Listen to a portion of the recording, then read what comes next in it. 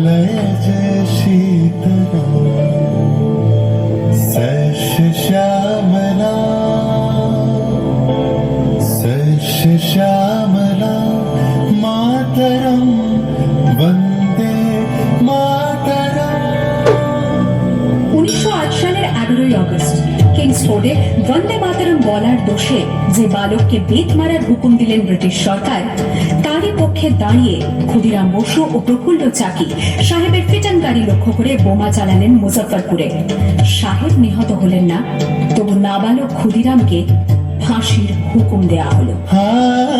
জননী গুলহ তুলে পক্ষে শান্তনবাস দেহ তুলে চোখে কাঁদিছে তব চরণ তলে 30 কোটি নর নারী।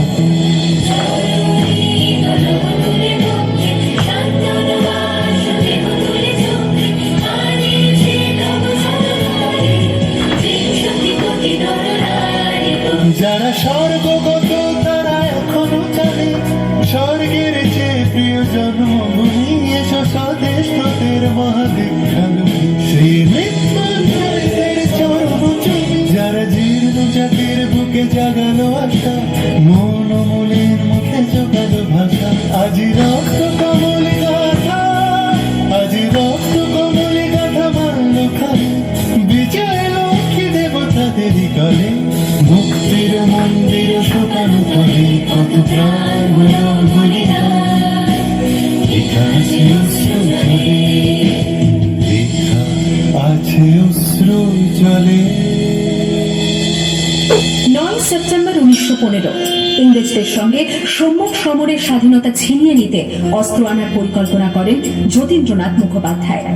বালেশ্বরে সঙ্গীদের নিয়ে জাহাজ থেকে সেই অস্ত্র নামাতে গেলে ইংরেজ বাহিনী তাদের ঘিরে ফেলে। বুড়িবালমের তীরে লড়াই বাঁধে বিরাট ইংরেজ বাহিনী বনাম বাঘা যতীন ও তার 4 সতীর্থদের। এককালে শুধু ভোজালি হাতে যিনি বাঘ মেরেছিলেন সেই বীর সেদিন লুটিয়ে পড়লেন।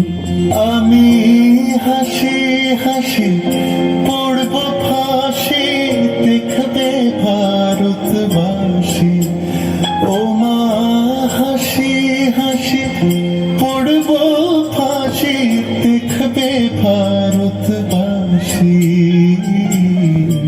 একবার বিদায় দে মা ঘুরে আসি।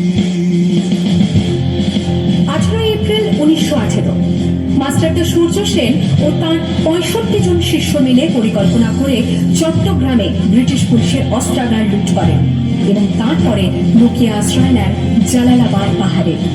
এর 4 দিন পর ব্রিটিশ বাহিনী খুঁজে বার করে মাস্টারদা ও তাঁর সঙ্গীদের। সেদিনের অস্তমিত সূর্য ছিল সূর্য সেনের রক্তে লাল।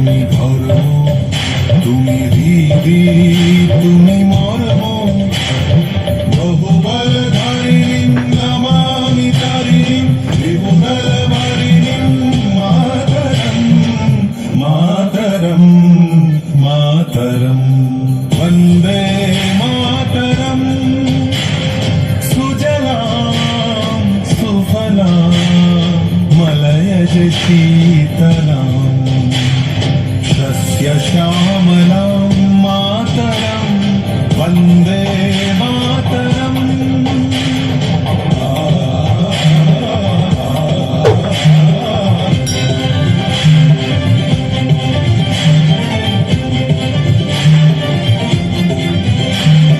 शुभ्रयोत्स्ना पुलकितयामिनीं